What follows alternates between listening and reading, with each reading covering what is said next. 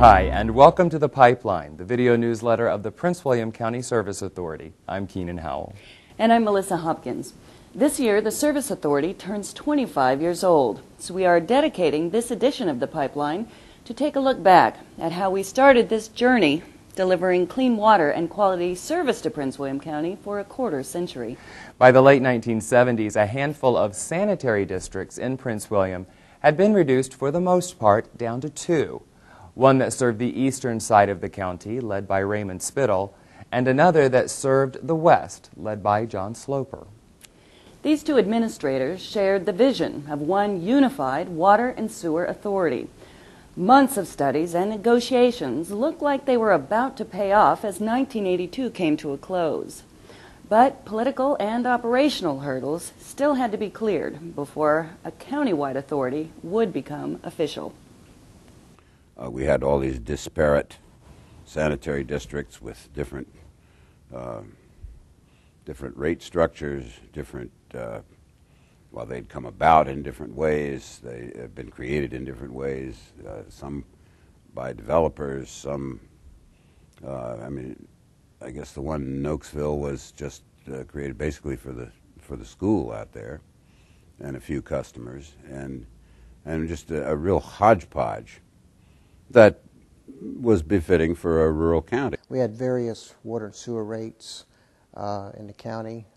In the east, we had extremely low sewer rates and high water rates. In the west, we had very low water rates and high sewer rates. And the debate was whether to make it a part of public works of the county or make it an independent organization, which we are, the Service Authority. Then they put it into effect, and our mandate was to eventually take over and run all the sewer and water operations in Prince William County. So it was a political issue. Various supervisors representing the sanitary districts, they felt that there should be equity throughout the county, and the way to get there would be to have uniform rates. And the only way you could do that financially is to create an authority. The two biggest challenges that the Infant Service Authority, I think, faced were combining staff that had totally different business practices, totally different computer systems, totally different everything. However, for all of us, the issue was trying to make us feel like one organization and not as us and them. We moved from the little rinky-dink buildings we had down there on Woodbridge and Greater Manassas up there, and we built this building, and I was very proud of this. I think everybody was excited. We were in this big, beautiful new building, and we were happy to be here, and we were together, unified as one authority, not separated by the east or the west, or as it was called, the branch and the main. I think when this building got built, it sort of did something. It sort of energized the Service Authority, and we accomplished a lot of things early on in our tenure. The authority's new 5-member board of directors, which would eventually expand to 8 board members, had to help establish the organization's operational priorities and a uniform rate structure for its customers. Occoquan, Woodbridge, Dumfries Triangle had 17,500 customers, and the combined sanitary districts, that would be Greater Manassas, Yorkshire, Oak Ridge, Independent Hill, and Nokesville, had 7,800 customers. What those two entities shared in common was a public relations nightmare. The citizens thought the devil owned the water company, and it was because their rates were extraordinarily high.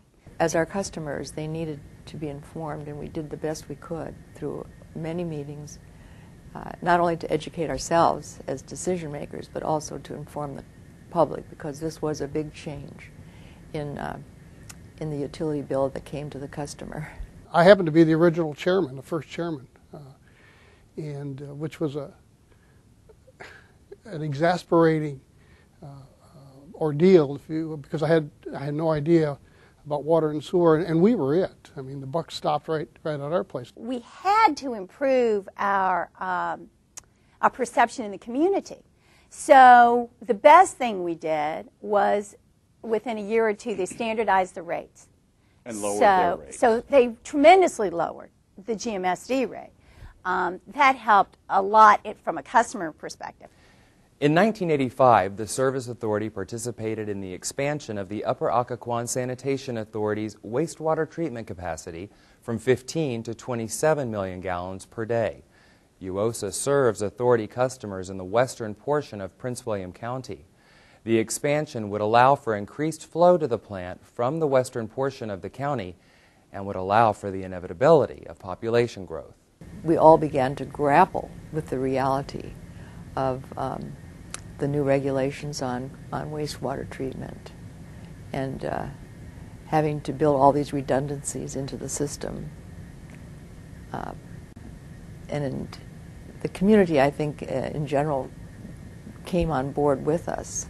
The latter half of the 1980s was also a busy but prosperous time for the authority, with the housing boom occurring in the eastern half of the county.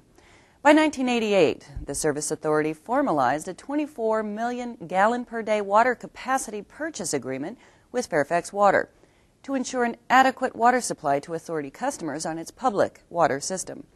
But before the deal was sealed, the authority's board had to be convinced this was the best move for the organization. John Sloper and Ray Spittle, obviously they did a lot of homework, and they decided how they were going to present this. And even at that, it just raised the ire of a few of the board members. You know, whoever heard of buying water at that rate, and why we're going to do it, and they had everything together. You couldn't say no. You had to agree with it because they had the charts, they had the projections, they had what was going to be. Everything was right in front of you.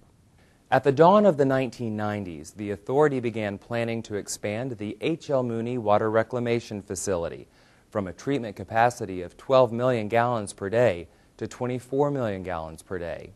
But an economic slump hit the area that would affect not only the scope of the Mooney expansion project, but also the authority's financial state. We looked for about 2,000 hookups a year to break even, and we were getting way, way over that in the past. We normally, we were going at bringing in 4,100 new customers every year, and at the low point of that slump, we were doing just a little over 1,000. And every one of those customers, we relied on them to pay connection fees and availability fees to be able to finance the improvements that we were making. A consultant recommended that we go to 24 MGD, and we built the plant for 18 MGD, and even the filters, we didn't expand that beyond what we had before, which was just 12.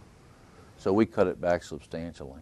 It was moving from debt, a magnitude of from $9.5 million in debt to $110 million in debt, which was obviously a dramatic change for the Service Authority and for the board. We had well over about $18 million in our expansion fund to pay for new projects, and that went down to $300,000.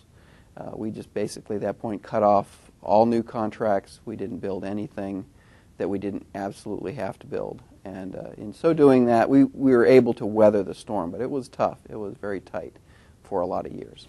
In 1993, housing developers in Prince William County were turning their eyes to the west. The Gainesville area was the next big epicenter of growth.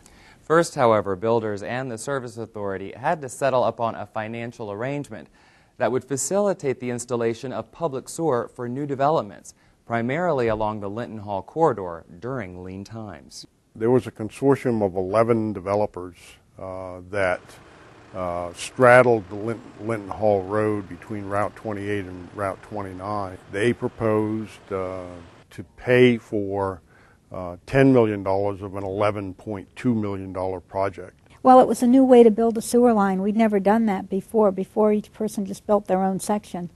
And this made it a much better line, a better design to have a complete line put in all at once rather than have it put in piecemeal. And that was another kind of a high point because that really changed Gainesville. That whole, the Linton Hall and the Van Hill corridor, that just changed Gainesville to what it is today.